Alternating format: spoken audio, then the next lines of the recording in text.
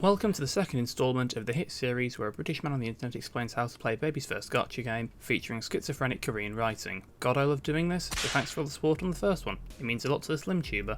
Anyway, this one's about Charge, a team that somehow had gotten nothing between Murder on Warp Express, over 250 days ago, and Reindeer Honglu, released halfway through editing this video. So the team really hasn't changed at all since then, and honestly has barely changed since we got W Ryoshu. It's worth mentioning that Charge is the status team that cares by far the least about its own status. Every good Charge idea is self-sufficient, so support for the status only speeds things up. As such, this is the closest thing left to launch good stuff. Given that half of this team is still launch IDs, that shouldn't be surprising. Last time I started in Sinner Order, given how every Zen has a bleed ID, but this time I'll do something slightly different. It's hard to really say what constitutes a Charge ID. Do row spanner IDs count? Do IDs that use Charge to sustain their own status count? Does the distinction even matter? As the guy currently working on this video, I'm just going to use the list of IDs that apply Charge, and just spend less time on the more boring and less relevant ones. So I'll start with Gregor because wow, this ID is bad. Season 2 is a mess for a whole boatload of reasons, and Row Spanner Greg is a good example of the issues. An 11, 16, 13 spread by base is fine for Double O, except his only conditionals are a single coin power on the S3. He's a 3 status ID, which Charge has a few of, but he doesn't actually help any of those 3 teams.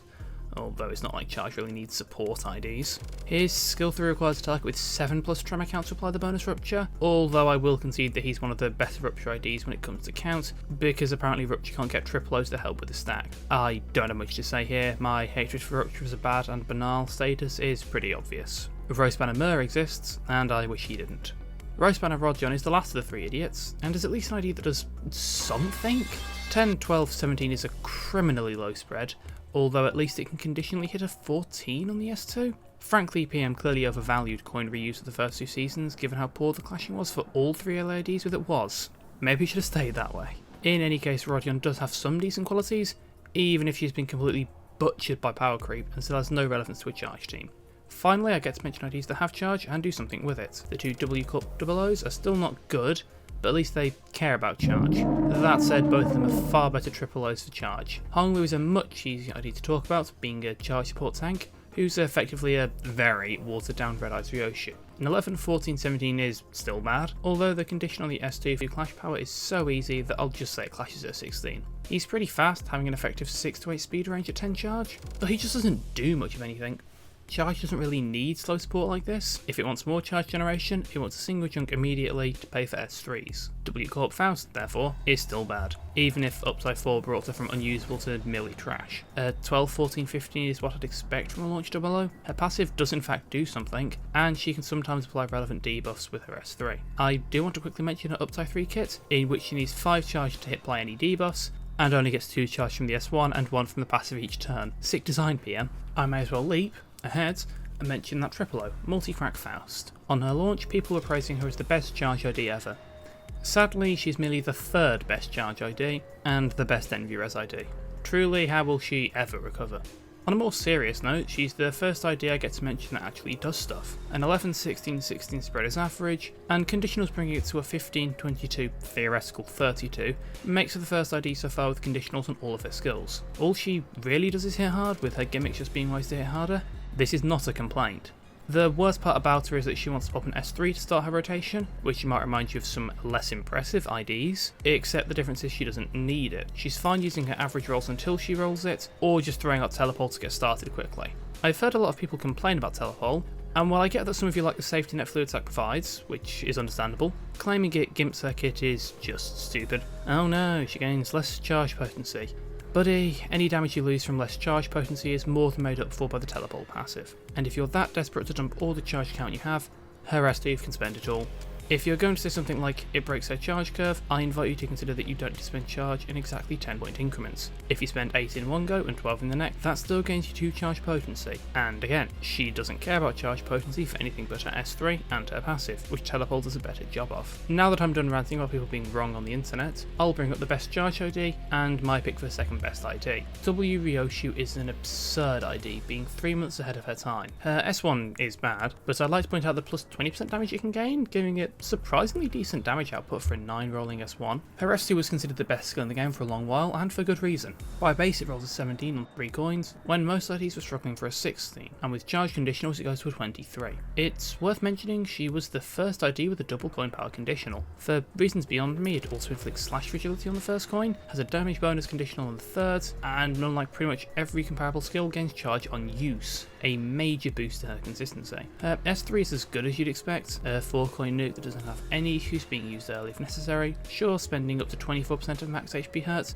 but you'll be doing a lot more of a 31 rolling 4 coin skill you can throw out as early as turn 2. Her only sore point is her passive. Being just a minor on kill effect is pretty sad, but passives are probably the part of IDs that can power creep the most. As for second place, W Don. It's pretty impressive that a launch ID has held on for so long, although I guess it tracks. When you release with modern bases, it's easy for slight support from upside force to keep you close to the par. That said, the cracks in her kit are pretty blatant.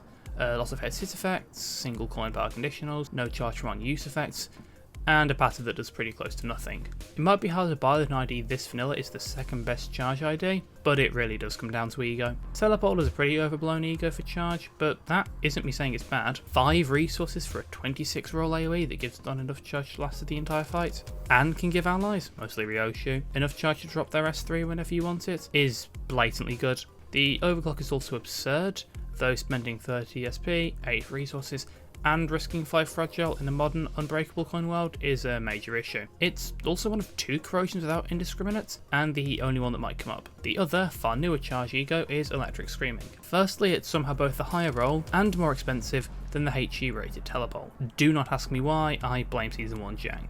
Now, a cursory glance might have you thinking, charge ego? How does this support charge? You can't even have 20 charge count turn start outside of MD, and you'd be right. This ego has almost no charge support built in. The charge spend literally doesn't work unless you A, run multi-crack Heath, or B, have 3 Gloom Resonance as well as this, while starting the turn at 19 charge. The real use of the ego is being a big high damage pierce nuke, 27 to 5 enemies alongside 10 to 20% more damage, and an ice on kill effect isn't too bad, and both Pride and Envy are easy enough to generate. The passive also helps, although I really wish they could stop giving on kill effects on passives. I might as well finish up W Corp, so first here's WE Sang. Sadly he's probably E's worst triple O, which tracks given that he's support for that keyword. In all fairness, he's not a bad ID, mostly handicapped by being yet another Rupture ID without Rupture counts, and a Charge ID without good damage. The fact people genuinely consider Ring Yi over him in Rupture teams says a lot. Dimension Shredder is a pretty underwhelming ego all things considered, and aside from the passive, does pretty close to nothing in any team. If Sunshell hadn't been nerfed to a war, this would easily be the least equipped ego in the game. And with Isang's first, and probably only, loss, I'll go to the first modern charge ID we've gotten. Yes, they've only gotten 4 IDs since Magic Bullet Altis, and the first was 6 months after her. W Altis is a fine charge ID, and given that she supports your other charge IDs in a way they appreciate, you run her. It's somewhat wild to me that Charge has gone from the best team in the game that runs all the good IDs, to a team with so little competition that an ID as average as W Outis is considered the 4th best, but I digress. She has pretty standard bases, an 11, 17, 16 on a 2-2-4 coin spread, though her conditionals, including the passive, can bring these to a 15, 20, 25. This is nowhere near the peak of clashing, but she does roll pretty well consistently. She's the first ID to care about charge potency, using it to give clash power to the W Club IDs, increase charge power from S2, and to improve her S3 in several minor ways that don't have the time, nor patience, to get into. She also has a bizarrely high rolling guard, hitting up to a 26 for no real reason. Shame guards suck. Her ego is worth very briefly going over. Dimension Shredder might seem mandatory. After all, it's a charge ego, and one that actually helps her build charge potency. This really isn't true. Pretty much all of Altis' He ego are interchangeable, with all of them serving as big AoEs that roll well and have decent passives. On charge, all of them are worth about as much as each other, just equip whichever one you've invested the most into. Ebony Stem is the highest weight and lets her sustain Rupture, which is funny. Holiday's SP regen gives you relevant damage up, 1 though, and the passive triggers whenever you use the S2 or S3. Magic Bullet is still generically good, rolling the highest, having the biggest reward for ego spam, and with other ego can actually let you apply Dark Flame. Dimension Shredder, in contrast, sets up charge potency, 1 per use minimum, gives 2 separate sources of damage up, and generally hits the hardest. That said, what the hell is up with this line? Finally for W Corp we have W Corp Mer, who I really have very little to say about. An 11, 11, 13 set of rolls is worse than the fucking base IDs, and with his conditionals it jumps to an 11, 14, 17. Shockingly, base Hong Lu has a conditional 11, 14, 18, and also has 2 offense level over W Corp Mer. Ah, you might say, but it's not all about clashing. Surely W Core Mer has a load of relevant on-hit effects, is highly durable and does high damage? Or at least one of those? I'm sorry Strawman, but no. For some reason, despite his passive rewarding him for losing clashes and eating hits, he has worse health and defense level than Rhino, and similar numbers to base Mer. His damage is poor as well, given his neutral offense level and low access to charge. He only gains charge from his S1, max 6, his guard, 2, or being hit repeatedly, max 6 from being hit, and another max 6 from clash lose, so try and lose 6 clashes in one turn for less charge gain than Ryoshu Leap. Despite this, both his S2 and S3 spend charge count pretty aggressively, with his S2 being -3 charge count, and his S3 being -8. It's not like the payoffs for these are great either, with his S2 applying the same debuff as W Ryoshu's, except doing it in the wrong order and spending charge, and his S3 applying a theoretical 24% damage up for everyone moving slower than him if you can manage to hit 8 charge. This ID sucks, man. Now that's all of W Corp, so next I'll jump to R Corp, and the exact same sinner, starting with a returning guest. R Core Mer still exists, much to my chagrin, although I have it in writing they'll fix him in Upside 5 coming next week. He's probably worse here than on the bleed team, dealing low damage, having his bleed count legitimately dealing 1 per tick the whole fight, and not actually doing much of anything. An 11, 14, 15 is actually double O levels, and with his conditionals met, he hits a 13, 14, 21. For context, LobCorp Faust has an 11, 14, 20 set of base rolls. He does, however, have ego. That'll help, right? Well, actually, kinda. As both of these are Mersault IDs, they both have access to Regret. It's still good, although as per usual, there's a catch. Both of them have 1 coin skill ones that don't really gain much from Regret, and Wrath is a rare resource for charge that neither helps with. Electric Screaming does have its uses, with 12 charge count being enough for either to throw out their best skills, 5 Raw Sisters being pretty cheap, and an actually great if inconsistent passive. The damage up can be good, though hitting the full 6 isn't trivial, and it requires Mer to outspeed everyone on the team for max value. In addition, because the charge and damage up are given to the allies with the least charge count, the IDs using your big MV nuke skills, Don and Ryoshu, are the least likely to be buffed, either because they have too much count to be targeted, or outspeed Mer and no longer benefit. Just a pretty messy ego wall wrap. I'll continue with R Corp, and thankfully it just gets better with each remaining RID. I'll go with Heath first, and wow has this ID dropped off of the face of the earth. For those who didn't play back in Season 1, you'll have to believe me when I say that he used to be, by far, the strongest ID in the game. There's a variety of reasons for that, and probably a decent video to be done on it, but suffice it to say that increased battle length has really hurt him.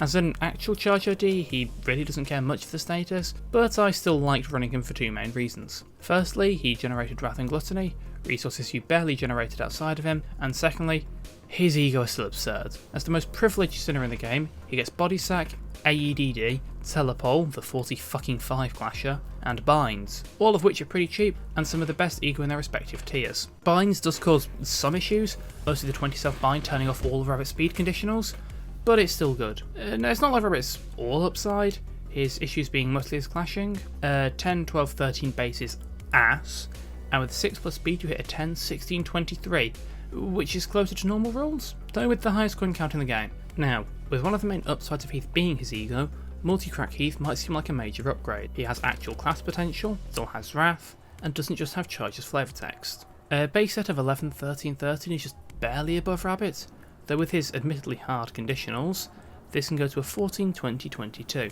a notably better spread for clashing. He also allows allies to build charge faster, doesn't care about being slowed by binds, and is much more durable. Downsides, his damage is far lower due to being a coin behind across the board, and lacking the comical damage of Quick Suppression. He ensures you generate no Gluttony, which locks you out of quite a few relevant ego and support passives. He has a worse defense skill, and due to his notably lower offense level, he actually clashes worse than Rabbit without conditionals. Really, which one you run, if either, is all your choice. If you don't have any of the ego that spend Gluttony, it's a pretty easy choice, and chain battles make the weaknesses of Rabbit less problematic. I ran Rabbit, but again it's always up to you. With that little tangent dealt with, time for the biggest upside for improvement in Reindeer Ishmael.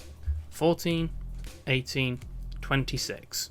Up until a certain Wolf ID, that was the highest set of unconditional rolls in the game, and even with his 14, 22, 33, she does have the upside of not retreating. Her passive is pretty good, although it does require making sure she's not hitting into a shield, and that she doesn't get her target killed before her turn. Don't expect more than 1 attack power up as well, she is a launch ID after all. Her S2 is genuinely the most painful skill in the whole game. It rolls high enough that you'll use it to clash with the enemy's strongest skill, and you will drop that coin multiple times. Her sinking is pretty irrelevant, though some small SP damage helps, and her S3 is a standard big roll nuke skill. Her ego, as per usual for Ish, fine, though nothing special. Charge from Blind Obsession will come up, but it's not exactly a big payoff. As for the shiny new thing, Reindeer Hung seems tailor-made to outdate this video. You just heard me going on about Rabbit Heath and the choices around him? Ignore all that, Honglu just does his job but better. He's pretty much a straight upgrade to Rabbit, only falling behind in 2 areas. His clashing is of course better, having a base 11, 14, 18. When accounting for offense level, this leaves him better or tied across the board. With conditionals, he instead gets a 15, 22, 33, an obvious improvement. He's got damage conditionals all over his kit as well, with up to 25% from the passive, 15% on the S1, and some absurd numbers on the S2 and 3. That said, he does have a worse S3, even with the silly numbers, and most obviously his ego are lacking. Dimension Shredder is the only notable one, and even that is only okay. It's got some nice effects, most letting him generate charge count early, but the Fragile is same turn and he lacks the speed to exploit it. Finally, even with his S1, Gluttony is still scarce and 3 is a lot to spend. He's a good ID, but nowhere near the big 3 current charge ones. I also just very quickly want to mention the absolute mess of effects it is the S2. We have 2 on use, a before use, and a before attack. For some reason the before use, which triggers after the on uses, is played between the on uses. It's a shame that the AoE version is bad, so try to avoid actively using it from 5 to 9 charge count. And now for the final charge ID in this video, Red Eyes Ryoshu. This is probably the most contentious ID I'll discuss, even if I've made my thoughts on the choice clear. Frankly, she makes me sad. PM made a charge bleed ID that isn't best in slot on either team. On bleed, she applies no count and little potency. On charge, she has no bleed stack to profit from, leaving her without the second coin power on the S2 or the bonus Red Eyes gain from the passive, and has worse sin affinities for the team. Her S2 is far worse, her S3 is much the same, and while her S1 is quite a bit better, it's not a dramatic enough bump to justify using her. She's more durable, but lacks an evade, meaning she actually needs to use that durability more than W Ryoshu, and has reduced offense level on anything but the old S3. Do I think that Red Eyes isn't usable? Hardly. She's still a great standalone ID, and if we ever get support for Lobotomy Headquarters, she'd be an easy shoo-in. Hell, Magic Bullet Outis got an ego that solved her issues, so it's not out of the question for Ryoshu to get a third Red Eyes ego, right? Speaking of ego, I'll go over it now that I skipped it before. Red Eye's base is far too expensive, just run Blind Obsession. It's hard to get any value from the passive, whatever Ryoshu you use here, but a 24 roll, 3 weight, plus 5 charge ego is pretty nice, and 1 in 5 times it'll be plus 11 charge instead.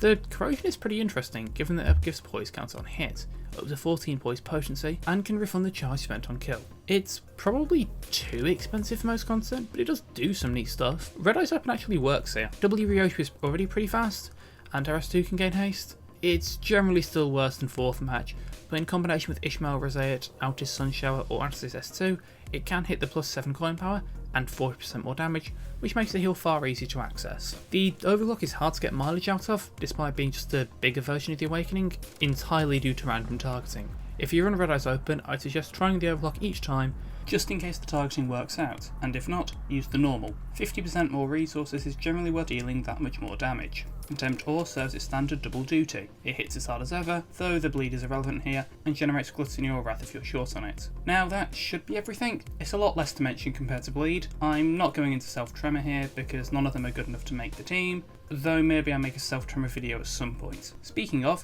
now that you've made it this far, mind doing me a favour? I'm between making a poise or a sinking vid next, and I'd appreciate it if you'd let me know which you'd prefer. Hell, if enough of you ask for something else, I'd be down for doing that. With that begging behind me, here's a general team. Ignore these idiots, their support passives. Actually, playing charge really doesn't require much help. It's pretty undersupported, and all you really need to do is not have Ish or Don use undercooked S3s. Deployment order is also close to irrelevant. It matters for human fights, but every human fight is a joke. I don't think there's much else to mention. I'd just like to thank those of you who liked and commented on the video, the Reddit post, and even the PMCH Discord. I really appreciate you, and you've helped me give the motivation to get this one done in a reasonable time frame. And with that, see you next time, and hopefully in another, better video.